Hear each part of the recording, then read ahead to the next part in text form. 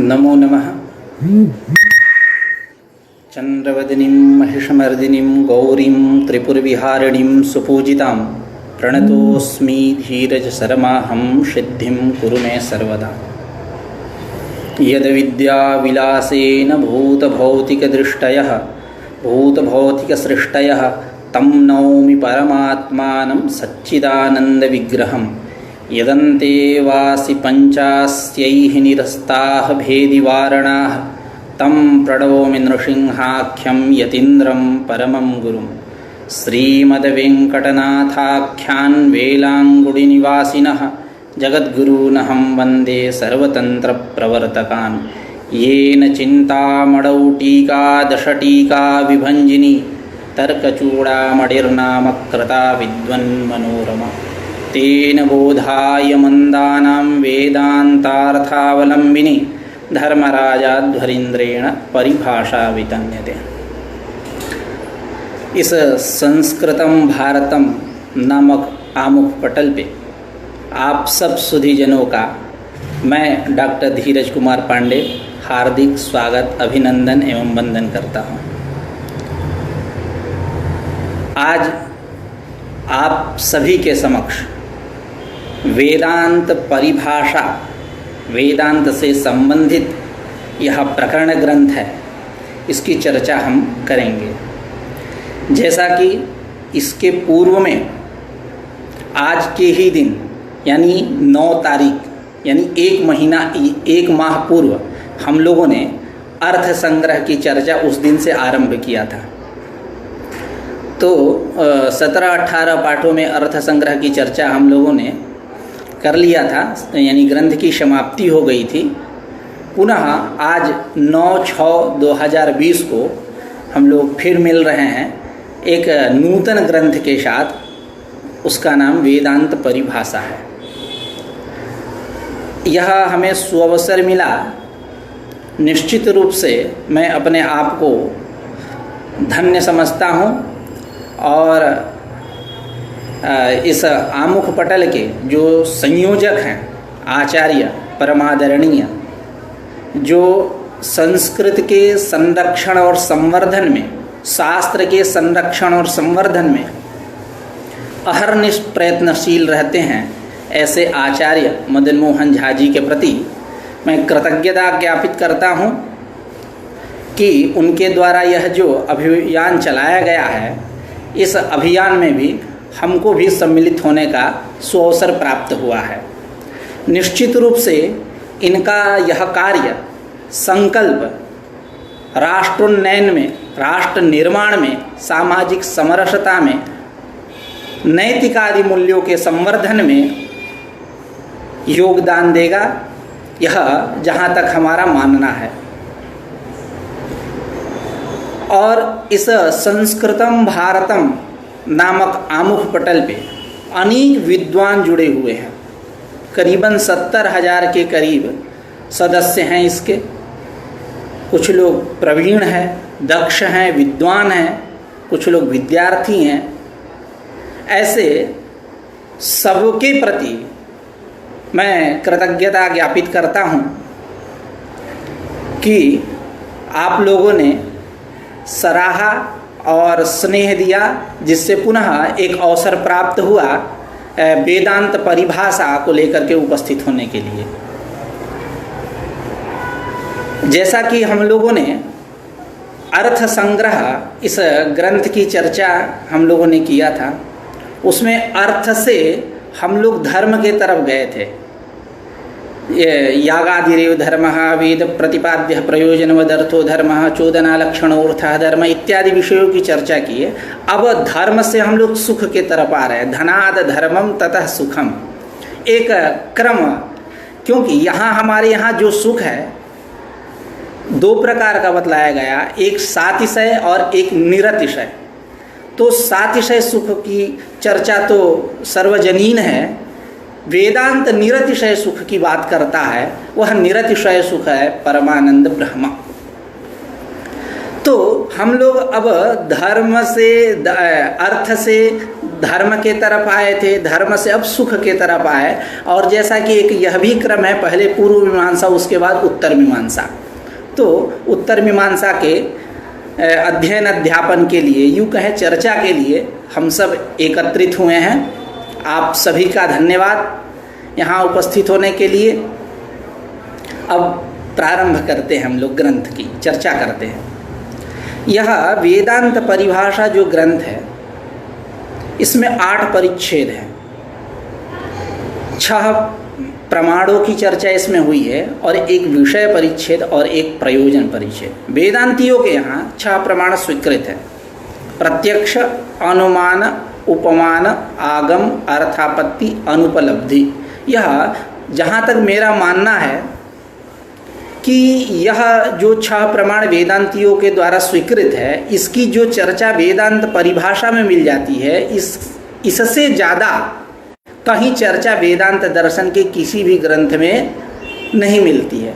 मतलब यहाँ चर्चा की बहुलता है, मतलब प्रमाणों के विषय में यदि बात करूँ तो। और यह प्रमेय व्युत्पादनार्थ शास्त्र है। इसमें वेदांत के बहुत सारे प्रमेय आपको मिलेंगे। विषय की भी चर्चा करेंगे ग्रंथकार, प्रयोजन की भी चर्चा करेंगे, वेदांत का विषय क्या है, वेदांत का प्रयोजन क्या है। इस प्रकार 8 परिच्छेदों में यह वेदांत परिभाषा ग्रंथ निगूहित है। और इसके रचयिता धर्मराजा ध्वरींद्र को कहा जाता है। आप धर्मराजा ध्वरींद्र इस नाम से भी जान सकते हैं, धर्मराज दीक्षित के भी नाम से इनको जान सकते हैं। धर्मराज दीक्षित ऐसा भी नाम मिलता है, लेकिन धर्मराज है। और इसकी तमाम टीकाएं हैं। संस्कृत के क्षेत्र में अनेक टीकाएं हैं, संस्कृत भाषा में, हिंदी में भी अनेक टीकाएं हैं। लेकिन हमको विशेष रूप से शिखामणि और मणिप्रभा, यह जो शिखामणि जो है रामकृष्णाध्वरी के द्वारा विरचित है, और मणिप्रभा जो है स्वामी श्रीमद अमरदास जी के द्वारा विरचित है। यह 2 जो टीकाएं हैं संस्कृत की वेदांत परिभाषा के ऊपर से, अत्यंत प्रसिद्ध और वैदुष्यपूर्ण है। विद्वानों में इन दोनों टीकाओं का अत्यंत आदर है। और हिंदी टीकाएं भी बहुत सारी हैं वेदांत परिभाषा के ऊपर। आप यदि आपको वेदांत परिभाषा पढ़ने का मन करे, देखने का मन करे, तो आप गजानन शास्त्री मुसल गांवकर जी का टीका आप ले लीजिए। मतलब बहुत ही अच्छे रूप से, ढंग से विषय को समझाया है उन्होंने। तो हम वेदांत परिभाषा शब्द पे चर्चा करेंगे। वेदांत यानी, जैसा कि आप वेदांत सार से अवगत होंगे ही, उसमें शुरू में ही मंगलाचरण करने के अनंतर वेदांत शब्द की चर्चा करते हुए सदानंद यति जी कहते हैं, वेदांतो नामोपनिषद प्रमाणम तदुपकारीण शारीरक सूत्रादीनि च। यानी वेदांत यानी उपनिषद और शारीरक सूत्र, यानी शारीरक सूत्र यानी भगवतपाद शंकराचार्य के द्वारा रचित जो भाष्य है ब्रह्मसूत्र पे, उसको हम बोलते हैं शारीरक भाष्य। ऐसे ब्रह्मसूत्र के लिए भी शारीरक सूत्र की संज्ञा है। भिक्षु सूत्र भी बोलते हैं ब्रह्मसूत्र को, और शारीरक सूत्र भी बोलते हैं। भगवतपाद शंकराचार्य ने जो भाष्य लिखा उस पर, उसका नाम शारीरक भाष्य है। और आदिना वहाँ लेंगे, वेदांतो नामोपनिषद प्रमाणम तदुपकारीण शारीरक सूत्रादीनि च। आदिना किसका ग्रहण करेंगे? तो श्रीमद् भगवद गीता का। मुख्य रूप से वेदांत यानी ब्रह्म विद्या उपनिषद, उपनिषद प्रमाणम, उपनिषद एव प्रमाणम, उपनिषद प्रमाणम कर्मधारय समास कर लीजिए, अथवा उपनिषदः यत्र प्रमाणम यत्र ब्रह्मणि, ऐसा भी आप समास कर सकते हैं। तो वेदांतो नाम उपनिषद प्रमाणम तदुपकारिणी, तस्य वेदांतस्य उपकारिणी शारीरक सूत्रादीनि च। शारीरक सूत्र यानी भगवतपाद शंकराचार्य के द्वारा विरचित जो भाष्य है, शरीर, जैसा कि भामतीकार इसका निर्वचन करते हुए कहते हैं, शरीरमेव शरीरकम तत्र भवः निवासी इति शारीरकः जीवः। और दूसरा भी आप निर्वचन कर सकते हैं अपने मन से बना करके, जो मतलब शास्त्रानुमोदित ही है, शास्त्र विरुद्ध नहीं है। शरीरे भवम शारीरम तत्काययति ब्रह्मत्वेन बोधयति इति शारीरकम, शारीरकम चतुर्भाष्यम इति शारीरक भाष्यम, ऐसा भी आप निर्वचन कर सकते हैं। और आदि ना आप वहाँ श्रीमद् भगवद गीता का ग्रहण करिए। इस प्रकार वेदांत यानी उपनिषद, ब्रह्मसूत्र और श्रीमद् भगवद गीता। अब श्रीमद् भगवद गीता, अब ये जो क्रम है, इस क्रम को लेकर के बहुत विप्रतिपत्तियाँ देखने को, सुनने को, पढ़ने को मिलती हैं कि ब्रह्मसूत्र पहले है कि श्रीमद् भगवद गीता पहले है। इसके ऊपर तमाम विप्रतिपत्तियाँ हैं, क्योंकि ब्रह्मसूत्र में भी गीता के उद्धरणों को लिया गया और गीता में भी ब्रह्मसूत्र शब्द पठित है, ब्रह्मसूत्र ऐसा शब्द मिलता है। तो यह निर्णय नहीं कर पाते लोग कि इसका मतलब कौन सा क्रम पहले, कौन ब्रह्मसूत्र है या श्रीमद् भगवद गीता है। क्योंकि ब्रह्मसूत्र में श्रीमद् भगवद गीता का उदाहरण लिया गया, यानी ब्रह्मसूत्र के पहले श्रीमद् भगवद गीता, और श्रीमद् भगवद गीता में ब्रह्मसूत्र शब्द आया। तो यह भी प्रश्न हो सकता है, यानी ब्रह्मसूत्र पहले। तो इस विषय में तमाम विप्रतिपत्तियां हैं, लेकिन भगवत्पाद शंकराचार्य ने अर्थ ही बदल दिया ब्रह्मसूत्र का। इस प्रकार ब्रह्मणः सूचकानि पदानि, ऐसा करके उन्होंने भगवत्पाद शंकराचार्य ने अर्थ किया। इस प्रकार यह निकलता है उनके सिद्धांतों का अनुशीलन करने से कि यानी श्रीमद् भगवद गीता पहले है, ब्रह्मसूत्र बाद है। लेकिन इस पे एक मत और प्राप्त होता है, जैसा कि बाल गंगाधर तिलक का कथन है कि पहले एक विस्तृत श्रीमद् भगवद गीता थी, उसके बाद ब्रह्मसूत्र की रचना हुई, उसके बाद एक छोटी लघु श्रीमद् भगवद गीता। तो उस श्रीमद् भगवद गीता का प्रभाव पड़ना ब्रह्मसूत्र में स्वाभाविक है, यानी बृहद जो श्रीमद् भगवद गीता है उसका प्रभाव पड़ना स्वाभाविक है। और जो छोटी सी श्रीमद् भगवद गीता है, उसमें जो बाद में रची गई, उसमें ब्रह्मसूत्र का प्रभाव पड़ना, उद्धरण मिलना स्वाभाविक है, ऐसा बाल गंगाधर तिलक का कथन है। खैर, लेकिन हमारे यहाँ यही सिद्धांत है कि पहले ब्रह्मसूत्र श्रीमद् भगवद गीता, उसके बाद ब्रह्मसूत्र, यह क्रम है। तो वेदानाम अंतः निर्णयः तात्पर्यम असौ वेदांतः, ऐसा स्वरूपम भी कह सकते हैं। अंत शब्द जो है स्वरूप परक भी है।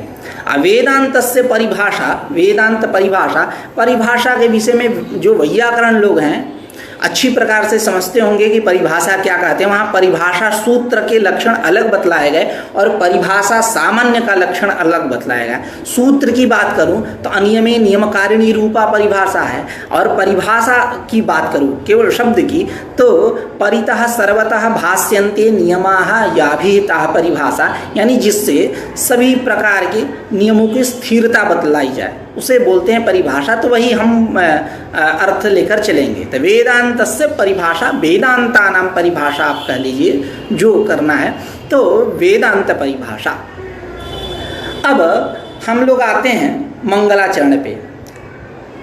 अथ प्रत्यक्ष परिच्छेद। अब प्रत्यक्ष परिच्छेद प्रथमोपस्थितत्वात् जो 6 प्रमाण हैं, इन 6 प्रमाणों में प्रत्यक्ष प्रमाण की चर्चा प्रथमोपस्थितत्वात् ग्रंथकार कर रहे हैं। तो थोड़ा सा शब्द पे विचार कर लिया जाए, प्रत्यक्ष शब्द पे। तो प्रत्यक्ष प्रमा भी होती है और प्रत्यक्ष प्रमाण भी होता है। प्रत्यक्ष प्रमा, उसके लिए कोई अलग दूसरा शब्द नहीं है। जैसा आप अनुमिति और अनुमान, अनुमिति प्रमा है और अनुमान जो है वो प्रमाण है। उपमिति प्रमा है, उपमान जो है प्रमाण है। शब्द प्रमा है और शब्द प्रमाण है। तो लेकिन ऐसा यहाँ नहीं है प्रत्यक्ष में। प्रत्यक्ष स्वयं प्रमा भी है और प्रमा के लिए भी प्रयोग होता है, और प्रमाण के लिए भी, जैसा कि अर्थापत्ति शब्द ले लीजिए, तो अर्थापत्ति प्रमा के लिए भी प्रयोग होता है और प्रमाण के लिए भी अर्थापत्ति शब्द का प्रयोग होता है, लेकिन समास भिन्नता रहती है। अर्थस्यापत्ति इति अर्थापत्ति आप जब षष्ठी समास करेंगे तो उस अर्थ में प्रमिति रूप अर्थ में अर्थापत्ति शब्द की प्रसिद्धि है। जब अर्थस्यापत्ति कल्पना यस्मात् उपपाद्य ज्ञानत ऐसा आप बहुव्रीहि समास करेंगे तो अर्थापत्ति शब्द की प्रमाण रूप अर्थ में प्रसिद्धि होगी, उसमें प्रयोग होगा। उसी प्रकार प्रत्यक्ष शब्द जो है या प्रमा के लिए भी इसका प्रयोग होता है और प्रमाण के लिए भी प्रत्यक्ष शब्द का प्रयोग होता है। अब थोड़ा सा इसका कर लेते हैं समास। अक्षिणी प्रति इति प्रत्यक्षम, अक्षिणी में जो द्वितीय विभक्ति है, लक्षणित्थम भूताख्यान भाग विप्सासु प्रतिपर्य नवः कर्म प्रवचनीय संज्ञा करके द्वितीय विभक्ति कर लीजिए, अक्षिणी बना। अक्षिणी प्रति एक सूत्र है व्याकरण में, लक्षणेनाभिप्रति आभिमुख्य, इस सूत्र से हम यहाँ समास करेंगे। समासत्वात् प्रातिपदिक संज्ञा विभक्ति लोग उपसर्जन पूर्व प्रयोग करके यण करके प्रत्यक्षिण बनाएंगे। उसके बाद प्रतिपर समनुभ्योक्षण सूत्र, गण सूत्र है, इसलिए हम टच प्रत्यय करेंगे। इन भस संज्ञक जो अंश है उसका हम लोप करके प्रत्यक्ष सुवम प्रत्यक्षम, ऐसा अव्ययी भाव समास है, नपुंसकलिंग, प्रत्यक्षम ऐसा प्रयोग बनेगा। तो प्रत्यक्ष परिच्छेद की चर्चा अभी ग्रंथकार इसका प्रत्यक्ष प्रमा की चर्चा करते हुए कहेंगे अनधिगता बाधित विषय ज्ञानत्वम, कहीं कहीं अनधिगता बाधितार्थ विषय ज्ञानत्वम ऐसा भी पाठ मिलता है, उसकी हम लोग चर्चा जब वो आएगा तब करेंगे। तो प्रत्यक्ष परिच्छेद इस ग्रंथ के जो रचयिता हैं धर्मराजा ध्वरीन्द्र या धर्मराज दीक्षित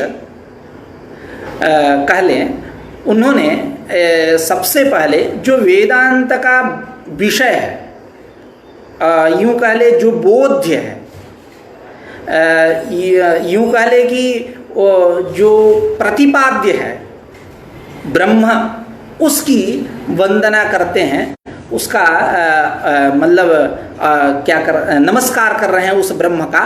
उसके बाद अपने नृसिंहाख्य परम गुरु की चर्चा करेंगे, उनका वंदन करेंगे। उसके बाद जगत गुरु वेलांगुड़ी निवासी जो वेंकटनाथ हैं, इनकी चर्चा करेंगे। उसके बाद अपना नाम रखेंगे, ये न चिंतामणौ टीकादश टीका विभंजिनी तर्कचूड़ामणिर नाम कृता विद्वन् मनोरमा तेन बोधाय मंदानं वेदांतार्थावलंबिनी धर्मराजा ध्वरीन्द्रेण परिभाषा वितन्यते। तो सबसे पहले उस वेदांत का उपनिषद प्रतिपाद्य जो है, उपनिषद जिसमें बोधक है, जो बोध्य है, उसकी वंदना करते हुए ग्रंथकार कह रहे हैं यद विद्या विलासेन भूत भौतिक सृष्टयः तम नौमि परमात्मानं सच्चिदानंद विग्रहम्। जैसा कि हमारी परंपरा रही है, हमारी संस्कृति रही है कि हम किसी भी कार्यक्रम को आरंभ करने से पूर्व या किसी भी ग्रंथ की रचना करने से पूर्व हम मंगलाचरण करते हैं, क्योंकि समाप्ति कामो मंगलम आचरेत ऐसा शिष्टाचारान्वित श्रुति है।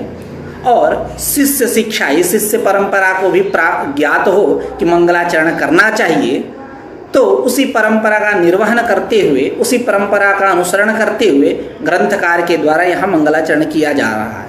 विघ्न ध्वंस के प्रति मंगल कारण है, ऐसा भी आचार्यों का मत है। और समाप्ति कामो मंगलमाचरित ऐसा भी है।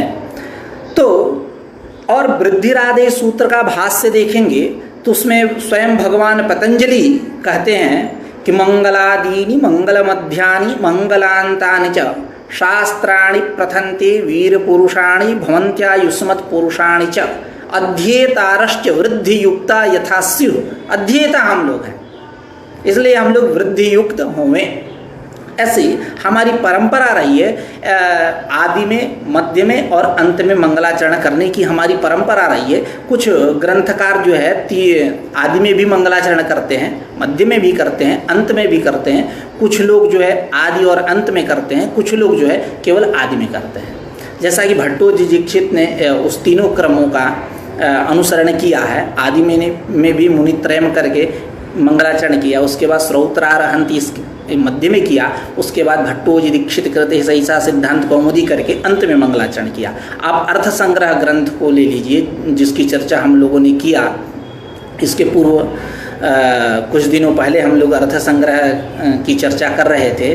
उसमें वासुदेवम रमाकांतम पहले मंगलाचरण हुआ, उसके बाद लास्ट में बालानाम सुखबोधाय भास्करेण सुमेधसा रचितोयम समासेन जैमिनीयार्थ संग्रह, ऐसा तो आदि मध्य अंत्य का उदाहरण मिल गया, आदि अंत का उदाहरण मिला, और कहीं कहीं केवल आदि में ही मंगलाचरण कर दिया जाता है ग्रंथकारों के द्वारा, जैसा कि यही स्वयं यदि विद्या विलासेन अंत में मध्य में कोई मंगलाचरण नहीं है।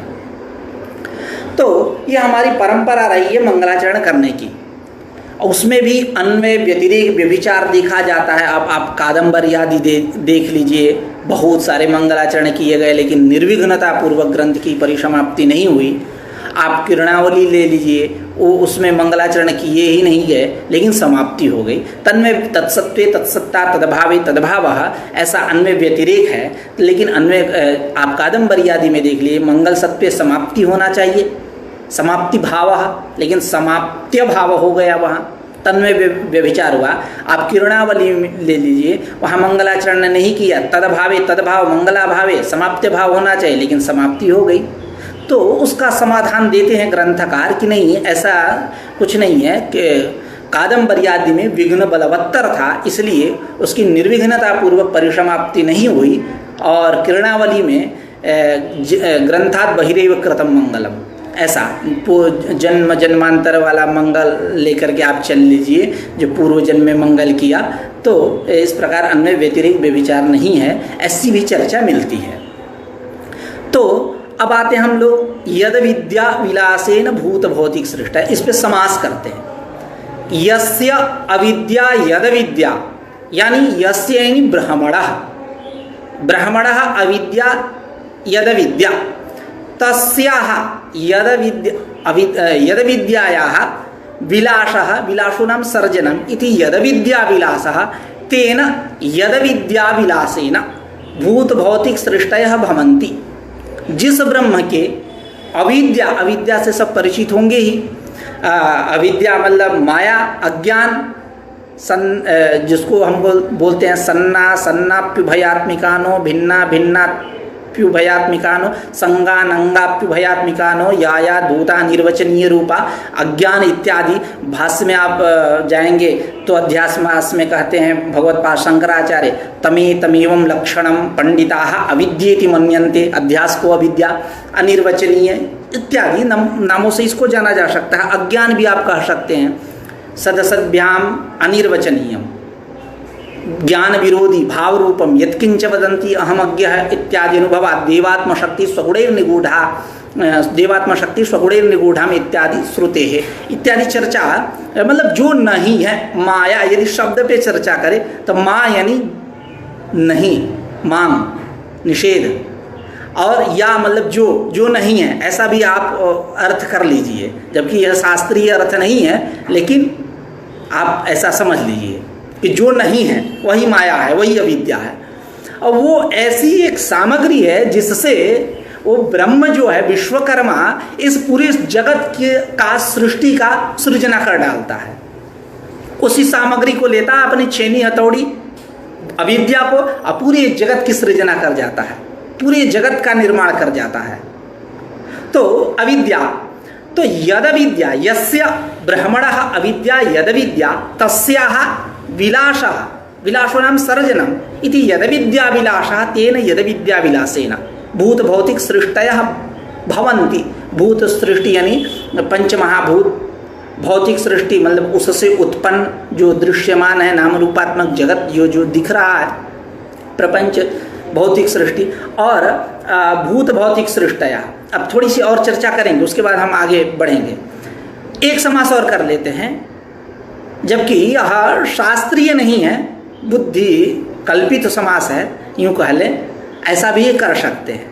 यस्य अविद्या यद विद्या तस्याः अविलासः, वहाँ विलासा हम कहे थे, अब अविलासा इति यद विद्या विलासः तस्मिन् यद विद्या विलासे, सप्तमी, उधर न को ले जाएंगे, उधर न भवन्ति भूत भौतिक सृष्टयः, फिर से, यस्य अविद्या यदविद्या तस्याह अविलासः इति यदविद्याविलासः तस्मिन् यदविद्याविलासे न भूत भौतिक सृष्टया। ऐसा भी हम समास कर सकते हैं, ये शास्त्रीय नहीं है, बुद्धि कल्पना है। मतलब विलासे सति, विलास होने पर भूत भौतिक सृष्टियां होती हैं, अविलास होने पर भूत भौतिक सृष्टियां नहीं होती हैं, ऐसा।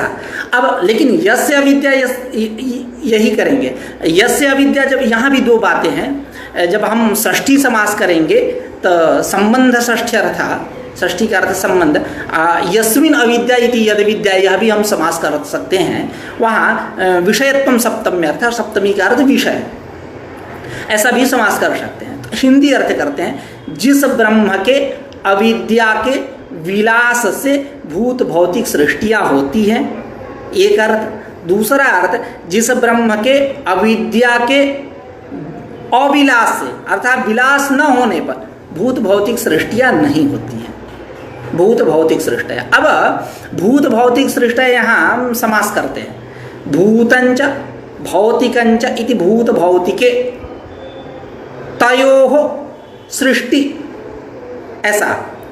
इति भूत भौतिक सृष्टि नहीं, ऐसा समास भी मिलता है। और एक समास और कर लेते हैं यहाँ, भूतंच भौतिकंच इति भूत भौतिके, भूत भौतिके च या सृष्टि इति भूत भौतिक सृष्टि ही ताह भूत भौतिक सृष्टि है। इस समास के प्रति कारण है, मैं आपको बताता हूँ।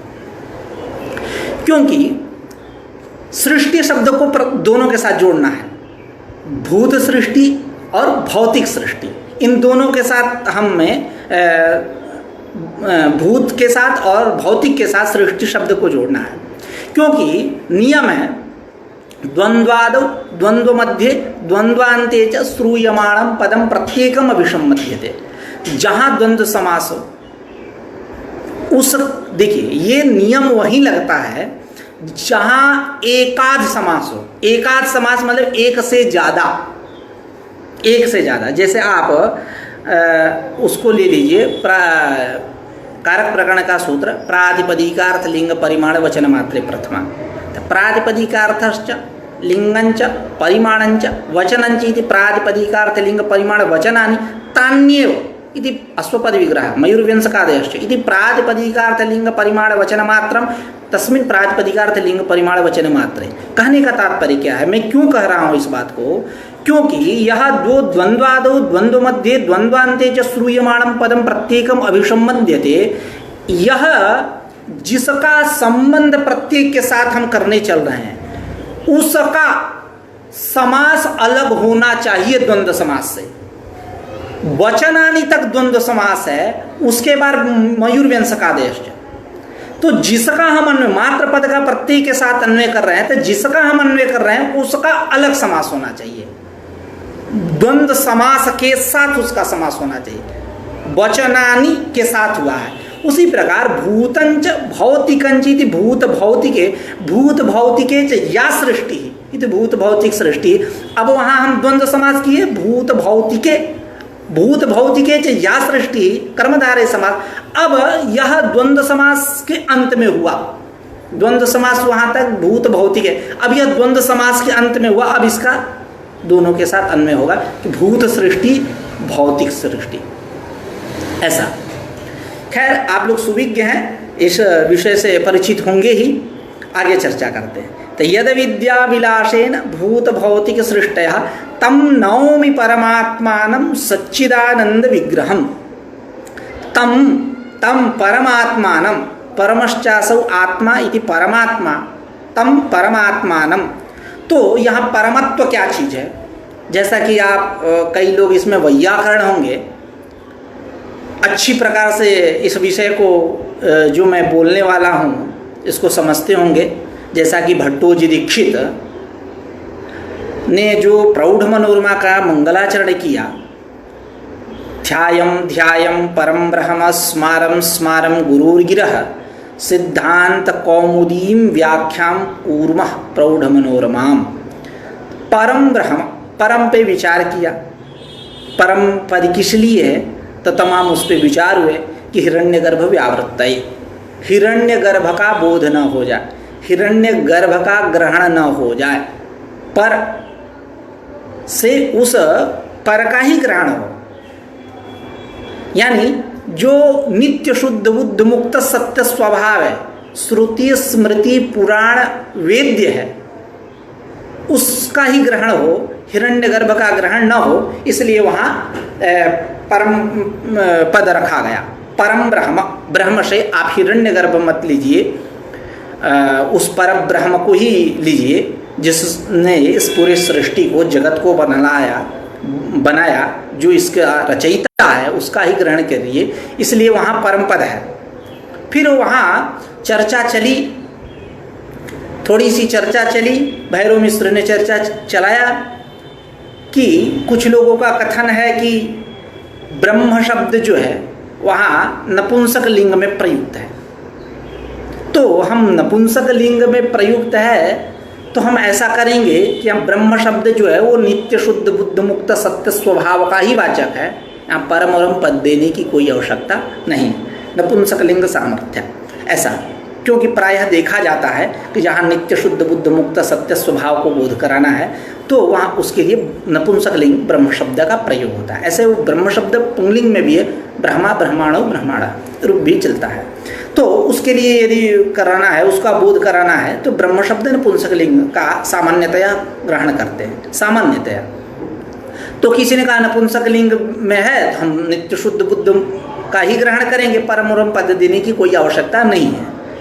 तो कहते कि नहीं, आप ऐसा नहीं कर सकते, पूर्व पक्षी तुम ऐसा नहीं कर सकते। उत्तर इसका ये कि ब्रह्मणा लोक कर्तृणा, अब ब्रह्मणा लोक कर्तृणा, कर्तृणा पद कैसे बनेगा? तो कर्तृ शब्द का तृतीया विभक्ति एक वचन का रूप है कर्तृणा, नपुंसक लिंग में बनेगा, पुंगलिंग में कर्त्रा बनेगा। अब उसका सामानाधिकरण है ब्रह्मणा के साथ, ब्रह्मणा भी तृतीया एक वचन। तो अब कर्तृणा ब्रह्मणा, अब यानी समानाधिकरण उसी के लिए है, तो वहाँ कर्तृणा पद नपुंसक लिंग में है तो उसको हम समझेंगे ब्रह्मणा, क्योंकि आप पुंगलिंग वाले ब्रह्म शब्द से बना, ब्रह्मन शब्द से तृतीया एक वचन में भी ब्रह्मणा बनेगा, और नपुंसक लिंग वाला भी आप मानेंगे तो वही बनेगा रूप ब्रह्मणा। तो हम उस पद के साथ उसको देख करके उसका सामानाधिकरण उससे है, यह हम मानेंगे कि यहाँ जो ब्रह्मणा पद है यह नपुंसक लिंग में प्रयुक्त है। और वह वाक्य किसके लिए है? तो हिरण्यगर्भ के लिए है। तो आप जो कह रहे थे कि नपुंसक लिंग का प्रयोग हुआ है इसलिए हम नित्य शुद्ध बुद्ध मुक्त सत्य स्वभाव का ग्रहण कर लेंगे, नपुंसक लिंग को देख करके यहाँ परम और पद देने की कोई आवश्यकता नहीं, आप परम पद दे करके हिरण्यगर्भ की व्यावृत्ति कर रहे हो, उस नित्य शुद्ध बुद्ध को पकड़ रहे हो। तो ये जो कर रहे थे वो ठीक नहीं, क्योंकि आप ब्रह्मणालोक कर्तृणा इस पद के द्वारा यही अर्थ निकला कि नपुंसक लिंग जो ब्रह्मन शब्द है इसकी भी प्रसिद्धि हुई हिरण्यगर्भ के लिए, तो अब उसका बोध न हो जाए इसलिए परम पद वहाँ उपयुक्त हुआ, चरितार्थ हुआ, उसकी आवश्यकता समझ में आई। तो अब यहाँ परमत्व क्या है? अब आते हैं तम नौमि परमात्मानम, परमात्मानम तम परमात्मानम नौमि, परमात्मानम नौमि। तो परमश्चासौ आत्मा, अततीति आत्मा, अत्तीति आत्मा इत्यादि तमाम ऐसे निर्वचन इसके मिलते हैं। तो परमश्चासौ आत्मा इति परमात्मा, क्या परमत्व है? तो इसके विषय में तमाम आपको उदाहरण मिल सकते हैं। जो वेदांत की कोई एक श्रुति में, जहाँ तक हमारा विश्वास है कि वेदांत की कोई भी एक श्रुति उठा के रख दीजिए वही परमत्व का व्याख्या कर देगा। यतो वा इमानि भूतानि जायन्ते येन जातानि जीवन्ति यत्प्रयन्ति अभिशं विशन्ति सर्वं खल्विदं ब्रह्म, कुछ भी नहीं, क्योंकि सारी श्रुतियों का तात्पर्य उसी ब्रह्म में है। तत्तु समन्वया याः सर्वाः श्रुतयः ताः तस्मिन्नेव ब्रह्मणि समवलीयन्ते, उसका समन्वय उसी में है। सदैव सौमेदमग्रासीत् इत्युपक्रम्य तत्सत्यं स आत्मा तत्त्वमसि श्वेतकेतोः इत्युपसंहारे विशुद्धे ब्रह्मणि वेदांतानां तात्पर्यम् अवसितम्। वेदांतानां, वेदांत वाक्यानां उस ब्रह्म में ही तात्पर्य। वो कौन सा ब्रह्म? हिरण्यगर्भ नहीं, जो बोध्य है वेदांत बोध्य है, उपनिषद बोध्य है, जो गम्य है उपनिषद, जिसकी चर्चाएं हुई है अधिक रूप से, जो हमारा लक्ष्य है, निरतिशय ब्रह्म, निरतिशय ब्रह्मानंदावाप्ति और अनर्थ की निवृत्ति, यही तो हमारा वेदांत का प्रयोजन है, यही तो फल है। तो जहाँ तक हमारा विचार है कि कोई भी एक श्रुति आप उठा करके रख देंगे तो उसका परमत्व व्याख्या कर देगी वो श्रुति। आत्मा परम है, क्योंकि आत्मा शब्द जीवात्मा के लिए, जीवात्मा वहाँ भी आत्मा शब्द है। तो अब संशय आपको न हो जाए कि किसको प्रणाम किया जा रहा है, जीवात्मा को किया जा रहा है कि परमात्मा को किया जा रहा है। ऐसे जहाँ एक विचार और कर लेते हैं, अभी सूझ रहा है इसलिए विचार कर लेते हैं, ये कि हमारे यहाँ अद्वैत वेदांत में जीवो ब्रह्मैव नापरः, जीव ब्रह्म ये दोनों अलग नहीं है। तत्त्वमसि ये ऐक्य प्रतिपादक है, एकता का ज्ञान कराया। अहम ब्रह्म, जब इसका वाक्यार्थ बोध हुआ तो बाद में तत्क्षण उसके बाद अनंतर अहम ब्रह्मास्मि बोध हो गया। तो और आप सिद्धांत बिंदु ग्रंथ पढ़ेंगे तो उसमें एक पक्ष यह भी चर्चा हुई है पूर्व पक्ष के रूप में कि तत्त्वमसि, तत् यानी परोक्षत्व विशिष्ट चैतन्य, यानी परोक्षत्व विशिष्ट चैतन्य यानी ब्रह्म, त्वम यानी अपरोक्षत्व विशिष्ट चैतन्य। उसमें ये बात चली है कि त्वम शब्द इसको पहले रखना चाहिए क्योंकि वो अभ्यर्हित है, पूजित है, तत् से भी उसकी ज़्यादा महिमा है। ऐसा तो इस सब का निचोड़ यूँ का है कि हमारे यहाँ जीव ब्रह्म एक ही है, जीव ब्रह्म एक ही है। उस पक्ष में यहाँ परम और पद की कोई आवश्यकता नहीं है, उस परम पद की यहाँ कोई आवश्यकता नहीं। आप इसीलिए तो रख रहे हो ना परम पद कि जीव का ग्रहण न हो जाए, आत्मा से आप जीवात्मा न ले लें, नित्य शुद्ध बुद्ध को लेना है इसलिए परम पद रखा गया। जब जीव ब्रह्म इवना पर ही सिद्धांत को लेकर चलेंगे तो यहाँ कोई परम और पद की हो जाए ग्रहण, वो भी तो ब्रह्म है, ब्रह्मविद ब्रह्मेव भवति। तो ये परम पद चिंत्य ऐसा आप कह सकते हैं। खैर ये भी विचार है। तो परमश्चासौ आत्मा, परमात्मा क्या है परमत्व? तो विद्यते हृदय ग्रंथिश्छिद्यन्ते सर्व संशय इत्यादि आप श्रुतियों को रख सकते हैं, यही उसका परमत्व है। तो तम नौमि परमात्मानम, तम परमात्मानम नौमि, णु धातु परस्मै पद, लट लकार, उत्तम पुरुष एक वचन, उतो वृद्धि लुकी हली, उतो वृद्धिर लुकी हली, वृद्धि कर दीजिए। नौमि, तम परमात्मानम नौमि, कैसा है वो? सच्चिदानंद विग्रहम, सच्चिदानंद विग्रहम, सच्चिदानंद स्वरूपम, विग्रह मतलब आकार। अब यहाँ भी हम समास की चर्चा करेंगे। सच्च यच्चित् इति सच्चित्, सच्चिच्च यत् यह आनंद इति सच्चिदानंद, तम सच्चिदानंद तस्य विग्रह इति सच्चिदानंद विग्रह, तम सच्चिदानंद विग्रहम। अब आपको समास सुनने में कुछ अटपटा सा लग रहा होगा, लेकिन इस समास करने के प्रति कारण है, क्योंकि कर्मधारय समास नहीं करेंगे तो अनेक समस्याएं आ जाएंगी। हमारे यहाँ वेदांत संप्रदाय में, अद्वैत वेदांत में जो सत है वही चित है, जो चित है वही आनंद है, कोई अलग नहीं है। सत यानी त्रिकालाबाध्यत्व। सत की परिभाषा अन्यत्र अद्वैत सिद्धि ग्रंथ में भी बतलाया गया है। क्वचिदपि उपादौ सत्वेन प्रतीयमानत्वाधिकरणत्व, और अनधिकरणत्व कर देंगे तो असत हो जाएगा। खैर तमाम चर्चाएं हैं। तो जो सत है वही सत यानी त्रिकालाबाध्यत्व, चित मतलब स्वप्रकाशत्व, यूं करें चेतयते इति चित्त, ऐसा स्वप्रकाशत्व। और आनंद मतलब दुखादि अभाव, दुखादि अभावत्व। तो जो सत है वही चित है, और जो चित है वही आनंद है। यदि हम यहाँ द्वंद्व समास कर दे तो समस्या हो जाएगी। क्यों? कि द्वंद्व समास हमेशा भेद में होता है। घटश्च पटश्च मठश्च इति घटपट मठा, घट अलग है, पट अलग है, मठ अलग है।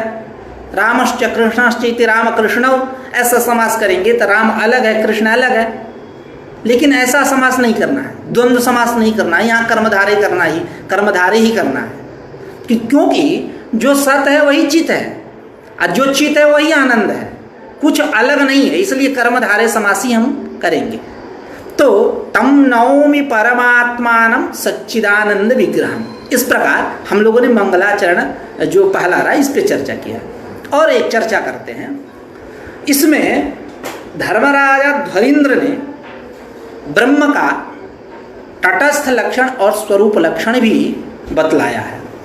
अब प्रायः अनेक इस आमुख पटल में ऐसे विद्वान होंगे जो तटस्थ लक्षण और स्वरूप लक्षण से विशेष रूप से परिचित होंगे, कुछ ऐसे होंगे जो परिचित नहीं होंगे। तो जो अपरिचित हैं उन मतलब ऐसे लोगों के लिए हमारा विचार। तो स्वरूप लक्षण पे चर्चा करते हैं। स्वरूपमेव लक्षणमिति स्वरूप लक्षणम, सत्यम ज्ञानम अनंतम ब्रह्म आनंदम ब्रह्मेति आनंदो ब्रह्मेति व्यजानात्। तमाम आप भी जब विषय परिच्छेद पढ़ेंगे, चर्चा जब उस पर हम लोग करेंगे तो वहाँ इत्यादि तमाम चर्चाएं मिलेंगी। स्वरूपमेव लक्षण, ब्रह्म का स्वरूप ही है सत, वो सत स्वरूप है। सत धर्मवान नहीं, चित धर्मवान नहीं, आनंद धर्मवान नहीं, सत स्वरूप है, चित स्वरूप है, आनंद स्वरूप है।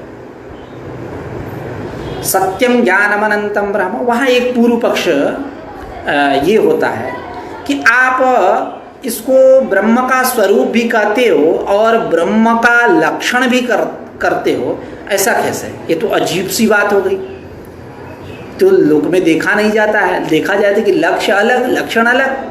गाय का लक्षण कर दीजिए शासनादिमत्वम गोत्वम, तो शासनादिमत्वम गोत्वम आप कह रहे हो तो लक्ष्य हुआ शासनादि, ये शासना इत्यादि ये क्या हुआ? लक्ष्य लक्षण हो गए।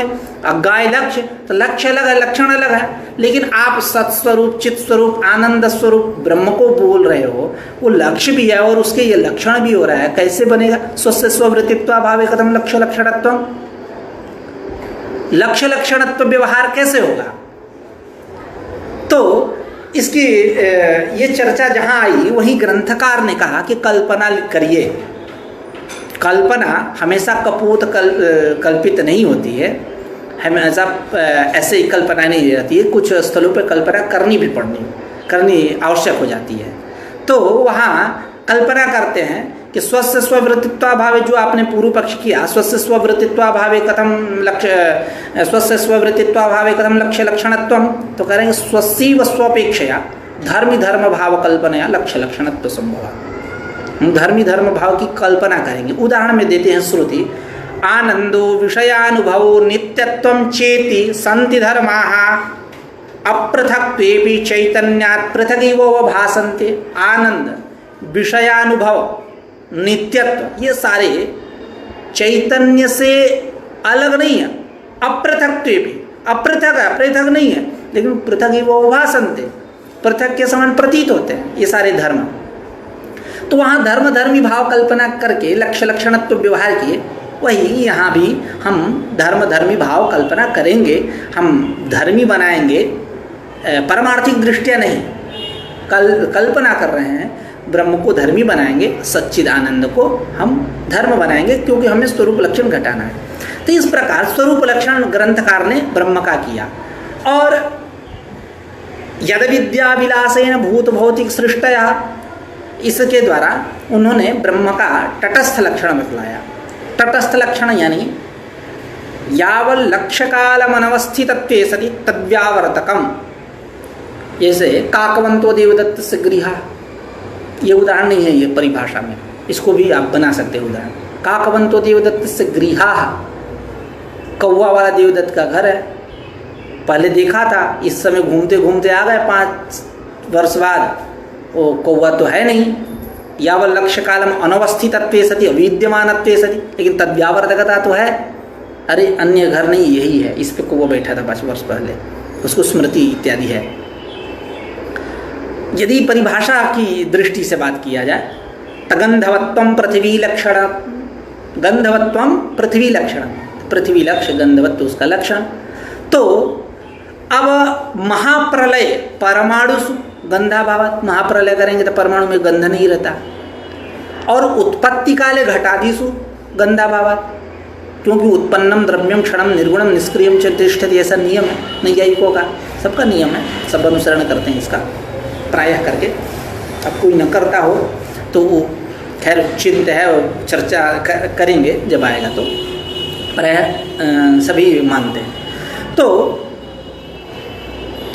गंधवत्वम पृथ्वी लक्षणम महाप्रलय परमाणुषु उत्पत्ति काले घटादिषु च गंधाभाव। लेकिन व्यावर्तकता तो है कि पृथ्वी का परमाणु है, जल का है, ये तेज का है, ये जलीय है, तेजस परमाणु इत्यादि व्यावर्तक तो है। अनवस्थितत्वे सति अविद्यमानत्वे सति। तो इस प्रकार हम यद विद्या विलासेन भूत भौतिक सृष्टया के द्वारा के माध्यम से ब्रह्म के तटस्थ लक्षण की चर्चा हुई है। अब यदि दूसरे शब्दों में कह ले, तटस्थ लक्षण को यदि समझना होगा एकदम सरल शब्दों में, तो यूँ कह सकते हैं कि नेति नेति नेति निषेध। जैसे किसी को बुखार लगा, तबीयत खराब हो गई उसकी, वैद्य महोदय के पास गया, कहा कि हमको मतलब ये दिक्कत हो रही है। तब वैद्य महोदय ने कहा ये मत खाना, ये मत खाना, ये मत खाना, ये मत खाना इत्यादि रीति से सबका निषेध कर दिए, जितना उनको ग्राह्य था निषेध करना था। लेकिन क्या खाना, इसका उल्लेख वो नहीं किए, इसकी चर्चा ही नहीं किए कि क्या खाना। यही है तटस्थ लक्षण, नेति नेति करके पूरा वेदांत इसी पे चलता है। तो आप 10 श्लोकी पढ़िए, भगवत्पाद शंकराचार्य के द्वारा उस पर सिद्धांत बिंदु ग्रंथ ही लिख दिया गया मधुसूदन सरस्वती के द्वारा।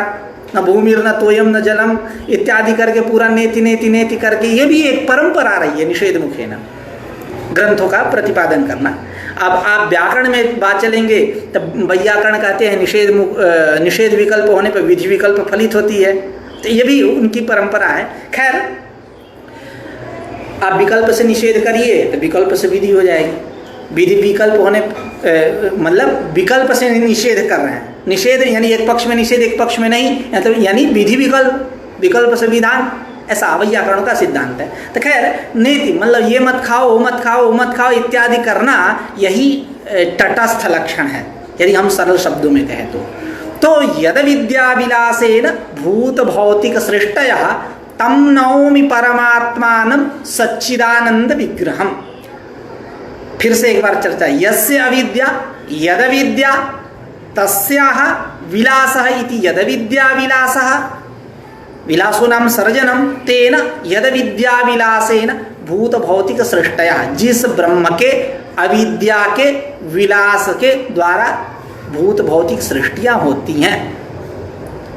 और एक समास ये भी किए थे, यस्य ब्राह्मणः अविद्या यद विद्या तस्याः अविलासः इति यद विद्या विलासः तस्मिन् यद विद्या विलासे न भूत भौतिक सृष्टिया।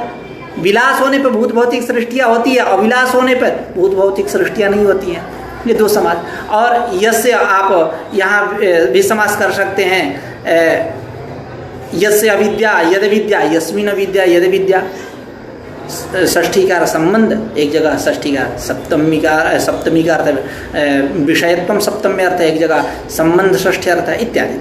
तो यद विद्या विलासेन भूत भौतिक सृष्टयः, ऐसे परमात्मा को मैं ग्रंथकार नमस्कार करता हूँ जो सच्चिदानंद स्वरूप है, जो सच्चिदानंद के आकार मतलब विग्रह ही नहीं, आकार सच्चिदानंद स्वरूप।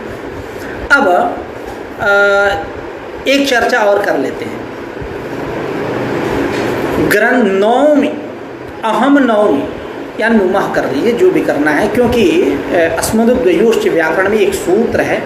तो आप जैसे कूर्मः, आप उस ग्रंथ को ले लीजिए प्रौढ़ मनोरमा को, तो वहाँ कूर्मः का है वो भट्टोजी दीक्षित, ध्यायम ध्यायम परम ब्रह्म स्मारम स्मारम गुरुर्गिरः सिद्धांत कौमुदी व्याख्याम कूर्मः प्रौढ़ मनोरमा।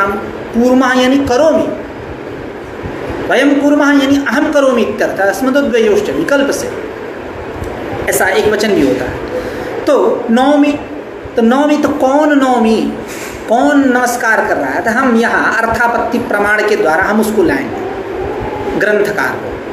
लेकिन अब थोड़ी सी सामने क्योंकि इसके पहले हम लोगों ने अर्थ संग्रह पे चर्चा किया है, तो शायद हमको लग रहा है कि मैं जो चर्चा करने वाला हूँ सब उस चर्चा से परिचित होंगे प्रायः करके। जैसा कि मैंने अर्थ संग्रह के चर्चा क्रम में ये चर्चा किया था कि जो विनियोग विधि है, अंग प्रधान संबंध बोधको विधि विनियोग विधि, उस विनियोग विधि के 6 सहकारीकरण श्रुति लिंग वाक्य प्रकरण स्थान समाख्या। जब श्रुति का निरूपण करते हैं तो श्रुति 3 प्रकार की बतलाते हैं। निरपेक्षोरभः श्रुति यानी अंगताबोधक पदांतर निरपेक्ष सन अंगताबोधक यह शब्द स निरपेक्ष रवः श्रुति, ऐसा तंत्र प्रकाशिका में करते हैं लक्षण। उसके बाद उसके 3 भेद बताते हैं, विधात्री, अविधात्री और विनियोक्त्री। जब विनियोक्त्री पे आते हैं तो कहते हैं यस्य च शब्द से श्रवणादेव संबंध प्रतीत सा विनियोक्त्री। उसके 3 भेद करते हैं, विभक्ति रूपा, समानाभिधान रूपा। समानाभिधान रूपा इसको यदि दूसरे शब्दों में कहा जाए तो एकाभिधान रूपा और एक पद रूपा। जब समानाभिधान रूपा की चर्चा करते हैं तो उदाहरण देते हैं पशुना यजेत इत्यत्र एकत्व पुंस्तयोः कारकांगत्व समानाभिधान श्रुत्या, एकाभिधान श्रुत्या कह लीजिए या समानाभिधान, क्योंकि दोनों पर्याय कोई अलग अलग नहीं। समानाभिधान और एक पद श्रुति इन दोनों में अंतर है, क्योंकि समानाभिधान जो है उसमें एक प्रत्यगम्यता रहती है, एक पद श्रुति में एक पद गम्यता, यानी एकाभिधान जो है वो केवल प्रत्यय विषय चर्चा होती है और एक पद श्रुति में क्या होती है, पद की चर्चा होती है, उसमें अंतर है। तो जब कहते एकत्व पुंस्तयोः कारकांगत्वं समानाभिधान श्रुते है, फिर उसके बाद यजेति इत्यत्र आख्याताभीत संख्यायाः अर्थिभावनांगत्वं समानाभिधान श्रुते है, और एक पद श्रुत्या च यागांगत्वं, एक पद श्रुति के द्वारा ये संख्या याग का अंग बनती है। तो वहीं पूर्व पक्ष होता है। क्या पूर्व पक्ष होता है कि यह जो संख्या जो है ये तो अमूर्त है, कैसे भावना का अंग बनेगी? कब से अमूर्त पदार्थ भावना के अंग बनने लगे? कब से? अमूर्तायाः तस्याः संख्यायाः कथम भावनांगत्वं। तो वहाँ उन्होंने समाधान दिया, कर्तृपरिच्छेद द्वारा तदुपपत्तेः, कर्तृपरिच्छेद द्वारा क्रिया विशेषण द्वारा तदुपपत्तेः संख्यायाः भावनांगत्वोपपत्तेः। कर्ता कहाँ है? कर्ता च आक्षेप लभ्य। ये जो आक्षेप लभ्य जो बात होती है ये शास्त्र अनुमोदित बात है। कर्ता को लाएंगे, नौवीं पद देख करके कर्ता को ढूंढेंगे, कौन करता है? आप करता हो, मैं करता हूँ, कौन करता है? तो अभी ग्रंथकार अभिमंगलाचरण के लास्ट में कहेंगे तेन येन बोधाय मंदान येन चिंतामणौ टीका दशटीका विभंजिनी तर्कचूड़ामणिर्नाम कृता विद्वन्मनोरमा तेन बोधाय मंदानां वेदांतार्थावलंबिनी धर्मराजाध्वरीन्द्रेण परिभाषा वितन्यते। तो वो धर्मराजाध्वरीन्द्रेण उसको लेंगे कि धर्मराजाध्वरीन्द्र यहाँ नमस्कार कर रहे हैं, आप और हम नहीं, कि एक वो आक्षेप लभ्य कर्ता को हम लाएंगे। अर्थापत्ति, अब अर्थापत्ति की चर्चा नहीं करेंगे, ज़्यादा विस्तृत चर्चा हो जाएगी। उपपाद्य ज्ञानेन उपपादक कल्पना, उपपाद्य में कर्णता रहती है, उपपादक में जो होता है वो फल होता है। उपपाद्य मतलब ये बिना यदनुत्पन्नम तत्र उपपाद्यम यस्य अभावे यस्य अनुपत्ति तत्र उपपादकम। यथा पीनोयम देवदत्तः दिवाना भुंक्ते, यहाँ पीनत्व उपपाद्य, रात्रि भोजन उपपादक है, रात्रि भोजन पीनत्व अनुपपन्न हुआ उपपाद्य। तो अब ये न बिना यदनुत्पन्नम रात्रि भोजनेन बिना तादृश पीनत्वम अनुपन्नम अतः तादृश पीनत्वम तत्र उपपाद्यम। यस्य अभावे यस्य अनुपत्ति तत्र उपपादकम, यस्य अभावे रात्रि भोजनस्य अभावे तादृशस्य पीनत्वस्य अनुपत्ति तत्र रात्रि भोजनम उपपादकम। तो ये उपपाद्य ज्ञानेन उपपादक कल्पना, उपपाद्य ज्ञानेन यानी पीनत्व ज्ञानेन करण है, उससे उत्पादक की कल्पना, उसका तमाम अर्थ दीपिका में लक्षण किया गया। उत्पादकाभाव व्यापकाभाव प्रतियोगित्वम उपाद्यम उपपाद्याभाव व्याप्याभाव प्रतियोगित्वम इत्यादि। तो यहाँ हम लेके आएंगे कर्ता को, नौमी यानी धर्मराजाध्वरीन्द्र जो इस ग्रंथ के रचयिता है। तो यद विद्याविलासेन भूत भौतिक सृष्टयः तम नौमि परमात्मानं सच्चिदानंद विग्रहम्। अब यहाँ प्रश्न तो एक स्वाभाविक सी प्रश्न स्वाभाविक सी बात है कि यहाँ प्रश्न एक उठ जाएगा, आत्मनाम गुरु नाम नामाति कृपणस्य च श्रेयस कामो न गृहणीया ज्येष्ठापत्य कलत्रयो हो। यदि आप श्रेय की कामना कर रहे हो, लक्ष्मी की कामना है, ऐश्वर्य की कामना है, तो आत्मनाम अपना नाम, गुरुर नाम गुरु का नाम, आत्मनाम गुरुर नाम नामाति कृपणस्य च अत्यंत जो कृपण व्यक्ति है उसका, नामाति कृपणस्य च श्रेयस कामो न गृहणीया, श्रेयस काम जो व्यक्ति है, जैसे स्वर्ग काम उसी प्रकार श्रेयस काम, श्रेय की कामना करने वाला जो व्यक्ति है उसको ग्रहण नहीं करना चाहिए। ज्येष्ठापत्य कलत्रयो, ज्येष्ठापत्य मतलब बड़ा बेटा, कलत्र, कलत्र यानी कलत्र के कई अर्थ होते हैं, पत्नी भार्या नितंबे इत्यादि कई अर्थ होते हैं, तो यहाँ पत्नी अर्थ लिख के चलते हैं। तो इनका पत्नी, इनका नाम नहीं लेना चाहिए। तो अब इसका समाधान यहाँ ग्रंथकार अपना नाम लेते हैं, भट्टोजिदीक्ष धर्मराज तेन बोधाय मंदानम वेदांतार्थावलंबिनी धर्मराजा ध्वरीन्द्रेण परिभाषा वितन्यते, अपना नाम लिए। तो इसका समाधान देते हैं, उच्चारणे दोषा न तो लेखने। लेकिन यहाँ एक परंपरा और पूर्व पक्ष की बना सकते हैं कि आप जैसे कोई व्यक्ति पुस्तक लेकर के एकांत में पढ़ रहा है तो स्वीय सूक्ष्म उच्चारण तो होते ही है, भले आप कह के निकल जाके उच्चारणे दोषा लेखने न दोषा, लेकिन स्वीय सूक्ष्म उच्चारण तो है। रहस्य पुस्तकम क्षमणम, ये ऐसी चर्चा किसी दूसरे प्रसंग में प्रौढ़ मनोरमा में शब्द रत्न में आई है, वहाँ से हम प्रेरणा ले सकते हैं कि स्वीय सूक्ष्म उच्चारण तो है, तो स्वीय सूक्ष्म उच्चारण है तो दोष हो गया। तो कह रहे हैं कि नहीं, एक कूप खनकन न्याय है कि कुआं खोदिए, मिट्टी उट्टी लगेगी, उसी के जल से धो लेंगे।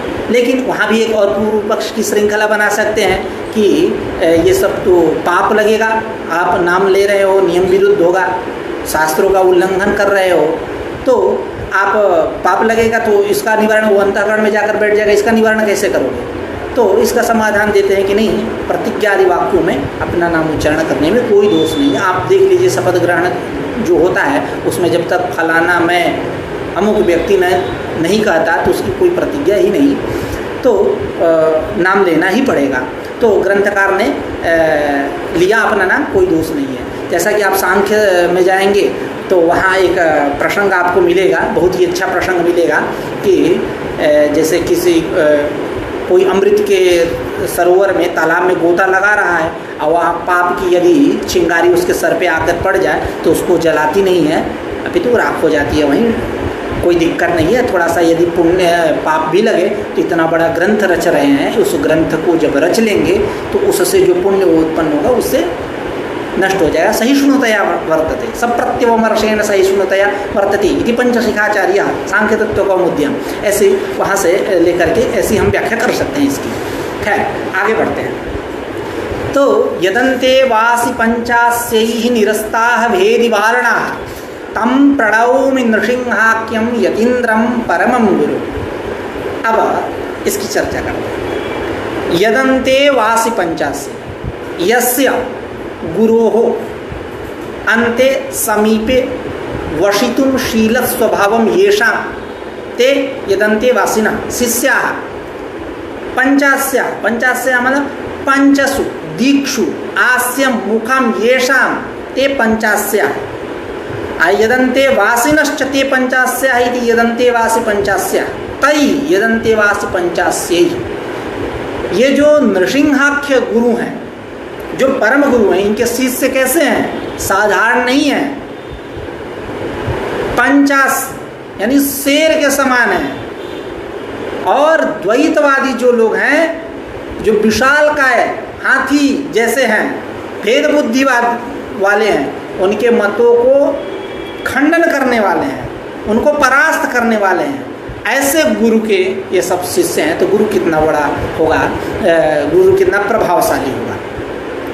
तो यदन्ते वासि पंचास्यैः निरस्ताः खंडिताः भेदिवारणाः भेदिनश्चते वारणाः भेदिवारणाः, वारण मतलब हाथी, भेदी मतलब भेद बुद्धि वाले, मतलब विशाल काय सदृश, हाथी सदृश जो भेदवादी हैं, द्वैतवादी हैं, उनके मतों को तुरंत खंडन करने वाले ऐसे शिष्य हैं जिनके, ऐसे जो नृसिंहाख्य गुरु। तम तम प्रणौमि नृसिंहाख्यम, नृसिंहाख्यम नृसिंह आख्या यस्य, नृसिंहाख्य तम नृसिंहाख्यम तम प्रणौमि नृसिंहाख्यम यतीन्द्रम परमं गुरु यतीषु इंद्र श्रेष्ठः इति यतीन्द्रम परमं गुरु ऐसे परम गुरु यतीन्द्र जो नृसिंहाख्य हैं उनको मैं नमस्कार करता हूँ।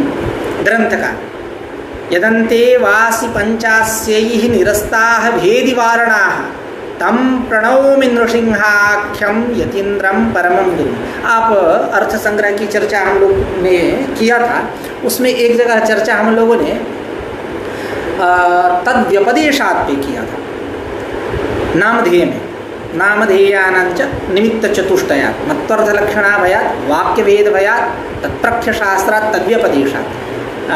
तद्व्यपदेशात् उसमें हम लोगों ने शेनेनाभिचरन् यजेत् ऐसा हम लोगों ने चर्चा किया था।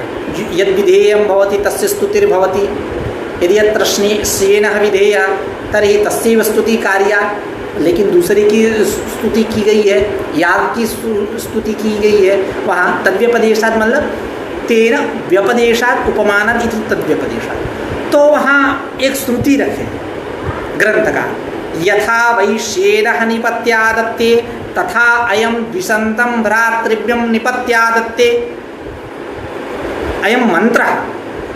तो जिस प्रकार शेन पक्षी, शेन मतलब बाज, आप मतलब अन्य पक्षियों को अपने पंजे से पकड़ करके मार देती है, उसी प्रकार यह मंत्र जो है शेन याग जो है यह भ्रातृव्यम निपत्यादत्ते। भ्रातृव्य की भी भ्रातृव्य का भी अर्थ बहुत सारा होता है, उपनिषदों का अनुशीलन करेंगे तो सामान्य रूप से आप समझ लीजिए चाचा का लड़का।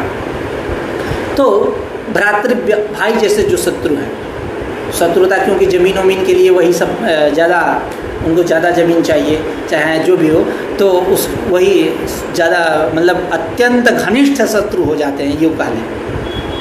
तो यथा वै शेनः निपत्यादत्ते तथा यम द्विसंतं भ्रातृव्यं निपत्यादत्ते, ठीक उसी प्रकार यह जो नृसिंहाख्य परम गुरु हैं इनके शिष्य कहते हैं वही शेन पक्षी के समान है। यदन्ते यस्य गुरोः समीपे अन्ते मतलब समीपे अन्ते समीपे वशितुं शीलस्वभावं येषां ते यदन्ते वासिनः शिष्याः पंचसु दिक्षु अस्य मुखं येषां ते पंचास्याः यदन्ते वासिनश्च ते पंचास्याः इति यदन्ते वासि पंचास्याः तैः यदन्ते वासि पंचास्यैः शिष्यैः भेदिवारणाः निरस्ताः भेदिवारणाः भेदिनश्च ते वारणाः। वारण मतलब हाथी, हाथी के समान विशाल काय वाले जो द्वैतवादी हैं उनके मतों को निरस्ताः खंडिताः खंडित करने वाले, शेन पक्षी के समान झपट लेने वाले ऐसे शिष्य है। तो गुरु कितने प्रतिभाशाली होंगे, कितने बड़े होंगे, कितने मेधावान होंगे। तो ये अपने गुरु के परम गुरु के स्तुति के विषय में उन्होंने मंगलाचरण किया। यदन्ते वासि पंचास्यैः निरस्ताः भेदिवारणाः तम प्रणौमि नृसिंहाख्यम यतीन्द्रम परमं गुरु। श्रीमद वेंकटनाथाख्यान वेलांगुड़ी निवासिनः जगद्गुरून् अहं वंदे सर्वतंत्र प्रवर्तकान्। जैसा कि मैंने शुरू में कहा कि जो ग्रंथकार है धर्मराजा ध्वरीन्द्र, इन्होंने सर्वप्रथम वेदांत बोध्य वेदांत प्रतिपाद्य जो ब्रह्म है उनकी स्तुति किया, और उसके बाद परम गुरु जो नृसिंहाख्य हैं इनकी स्तुति किया ग्रंथकार ने। उसके बाद अब जगत गुरु की स्तुति कर रहे हैं। कौन जगत गुरु? तो वेलांगुड़ी निवासी श्रीमद वेंकटनाथ। वेलांगुड़ी एक गांव का नाम है, ग्राम विशेष। तो वहाँ निवास करने वाले जो वेंकटनाथ जगत गुरु जो सारे शास्त्रों के प्रवर्तक हैं, सर्वशास्त्र प्रवर्तका, सर्वतंत्र प्रवर्तका। तो उसी को कह रहे हैं कि श्रीमद वेंकटनाथाख्यान द्वितीय बहुवचन श्रीमद वेंकटनाथाख्यान वेलांगुड़ी निवासिनः वेलांगुड़ी निवासिनः श्रीमद वेंकटनाथाख्यान जगत गुरून् अहम वंदे। वो कैसे हैं? सर्वतंत्र प्रवर्तकान, सारे शास्त्रों के प्रवर्तक है। जब जगत गुरु हैं तो प्रवर्तक तो होंगे ही। येन चिंता मड़ौ टीका दश टीका विभंजिनी तर्कचूड़ा मणिर्नाम कृता विद्वन्मनोरमा। अब येन चिंतामणौ टीका दश टीका विभंजिनी। चिंतामणि एक ग्रंथ विशेष है गंगेशोपाध्याय के द्वारा रचित। उस पे तर्क चूड़ामणि नामक टीका धर्मराजा ध्वरींद्र के द्वारा रची गई। अब वो ऐसी टीका है जो 10 टीका विभंजनी, 10 टीकाओं का खंडन करने वाली है।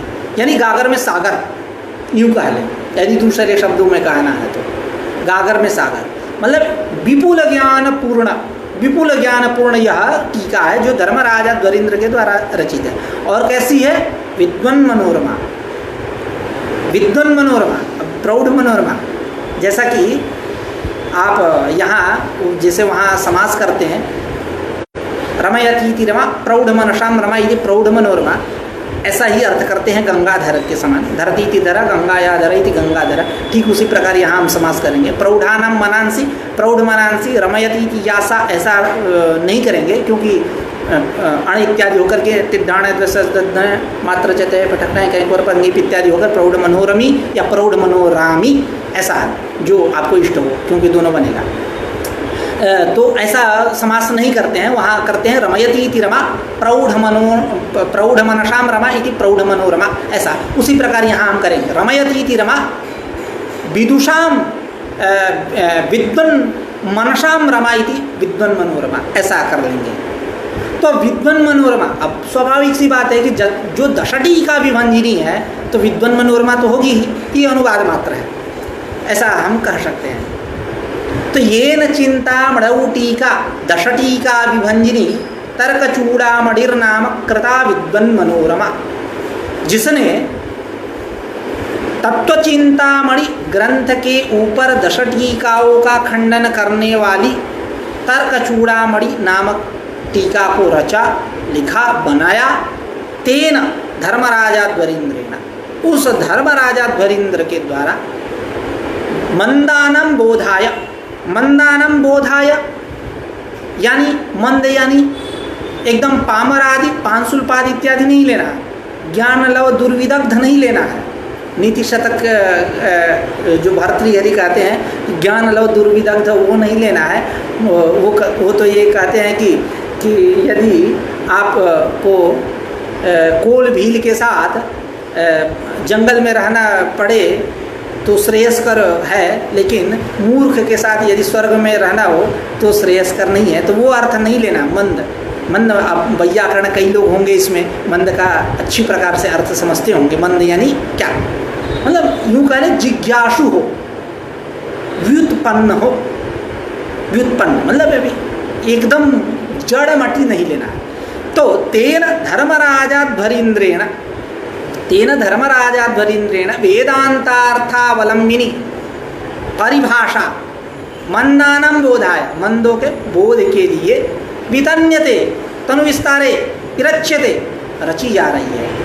जिस धर्मराजाध्वरींद्र ने तत्वचिंतामणि ग्रंथ के ऊपर 10 टीकाओं का खंडन करने वाली तर्क चूड़ामणि नामक टीका बनाया, विद्वानों के मन को रमण कराने वाली जो टीका है, उसी धर्मराजा ध्वरींद्र के द्वारा वेदांतार्थावलंबिनी, वेदांत के अर्थों का अवलंबन करने वाली जो परिभाषा है, उस परिभाषा को मंदानाम बोधाय, मंदों के बोध के लिए, ज्ञान के लिए उस धर्मराजा ध्वरींद्र के द्वारा ऐसी परिभाषा वितन्यते विरच्यते, रची जा रही है।